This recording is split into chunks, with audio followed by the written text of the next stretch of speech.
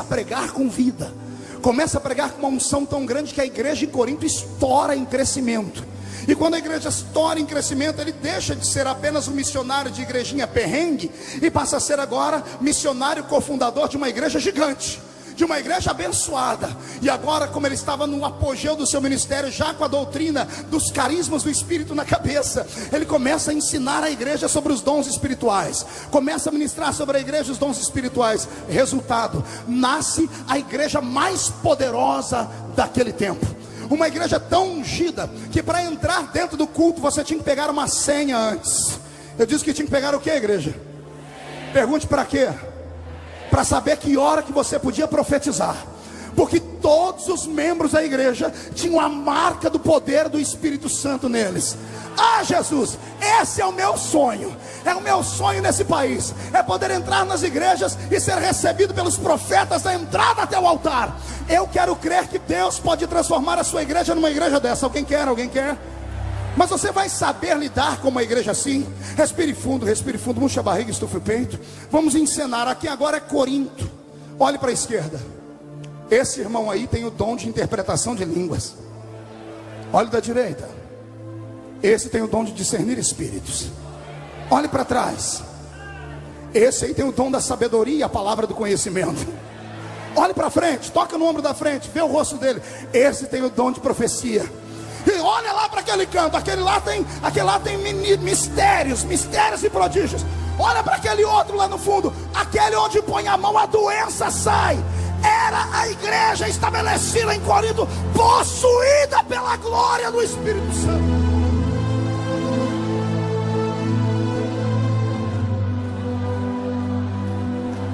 Só que agora também nasce talvez o primeiro problema, que infelizmente atravessou os séculos e chegou nos nossos dias.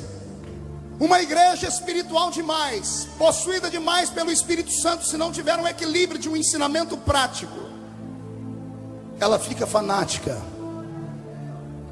E o fanatismo levou aquelas pessoas a prejulgarem pecados alheios e contar publicamente o erro das pessoas. Os crentes eram tão santos que qualquer pessoa que pisasse na bola e escorregasse, o seu nome era lido publicamente. E um deles em especial, do capítulo 5 da primeira carta aos Coríntios, ele é tão achincalhado pela igreja e por Paulo, que Paulo diz: vamos cuidar só da alma, porque o corpo já entreguei na mão de Satanás. Ei, respire fundo e tente pensar comigo. Será que algum pastor tem o direito de, na sua igreja, olhar para o irmão e dizer assim: olha, que Deus guarde a sua alma, porque o resto eu deixo o diabo carregar? Vai, pense comigo. Sim ou não? Repita. Quero ouvir de novo. Não? E por que quando fazem isso, você é o primeiro a levantar a mão na igreja para dizer: pode excluir, pode excomungar, pode tirar do grupo de jovens, pode tirar do grupo do coral, pode tirar do grupo do ciclo de oração, pode arrancar a carteira ministerial dele, pode fazer o que quiser? Pastor, mas está na Bíblia, foi Paulo que falou. Exatamente, ele falou isso na primeira carta aos Coríntios. A primeira carta aos Coríntios ele mandou lá da cidade de Éfeso, pastor Cizino, a maior igreja que ele plantou, rica, opulenta, cheia de dinheiro, cheia de missionários, cheia de empresários. Falar da vida dos outros quando você está por cima é muito fácil. Aí quando ele vai escrever a segunda carta aos Coríntios, muda tudo. Olha o que eu anotei. A primeira carta aos Coríntios se resume em 6 pontos. Olha o que Paulo faz, ele exorta os crentes a ficarem unidos. Ele quer que a igreja e a congregação seja limpa. Ele fica preocupado com o casamento dos que são casados e com aqueles que são solteiros. Ele quer que a igreja tenha só bem-estar espiritual.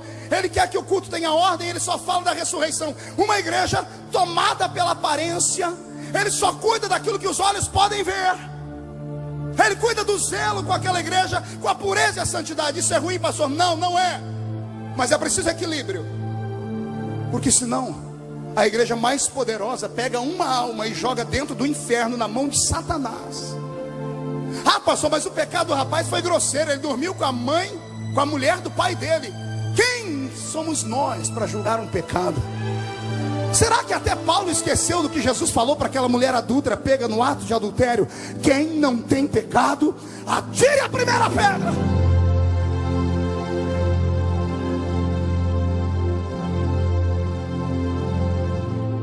A primeira carta aos Coríntios é uma carta de bater.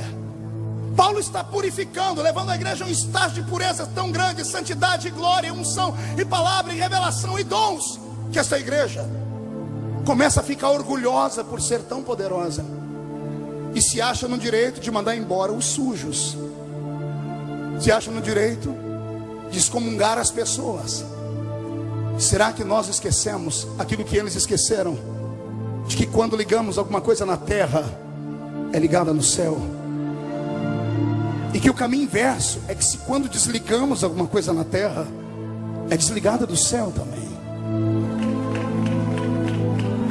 A carta que bate na igreja de Corinto, Paulo espera uma reação santa, mas diz a Bíblia que caiu uma tristeza na igreja de Corinto. Caiu uma tristeza no coração da igreja de Corinto tão forte, que Tito, que levou a carta, voltou correndo e disse: Paulo, a coisa, ao invés de funcionar, ao invés de irmãos darem glória a Deus, se cair aquela unção de renovação, caiu uma tristeza, porque o rapaz que foi excluído, com todos os defeitos dele, era uma alma. Era uma alma. E Jesus disse que uma alma salva vale o quê? Eu não ouvi, vale o quê uma alma salva? Mão direita para cima, por favor. Agarre o ombro do seu irmão com força agora. Chacoalhe ele de novo. E diga: não toque em nenhum daqueles que Jesus salvou. Diga ao seu irmão: você não tem uma mão furada. Você não ficou 3 horas agonizando em uma cruz. Não acuse, ore. Ore. Ora que melhora. Ora que Jesus transforma. Ora que Jesus faz. Ora que Ele movimenta.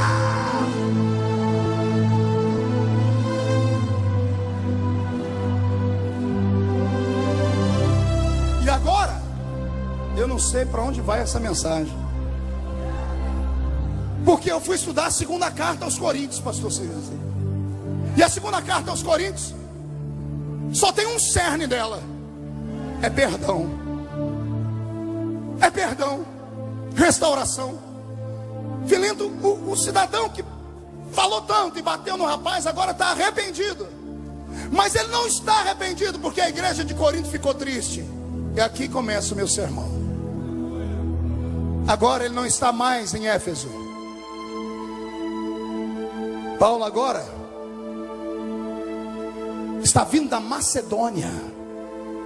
É da Macedônia que sai essa carta. 7 ou 8 meses depois, ele sabia que a igreja não recebeu bem aquela carta. Quando Tito volta e conta para ele: olha, caiu uma tristeza na igreja, Paulo diz assim: os que querem que aceitem, os que não querem que saiam. A igreja não existe por eles, eles existem pela igreja. Se quiser, fica aqui, se não quiser, vai embora. Só que no fim do ano 44, o mesmo Paulo pega uma caneta, aleluia, escreve a segunda carta aos Coríntios. E sabe o que ele faz? Ele confessa à igreja que aconteceu alguma coisa com ele lá na Macedônia.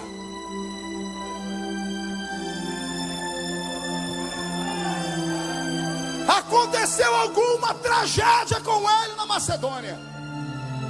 Porque ele escreve assim: eu descobri que eu não sou um super-homem,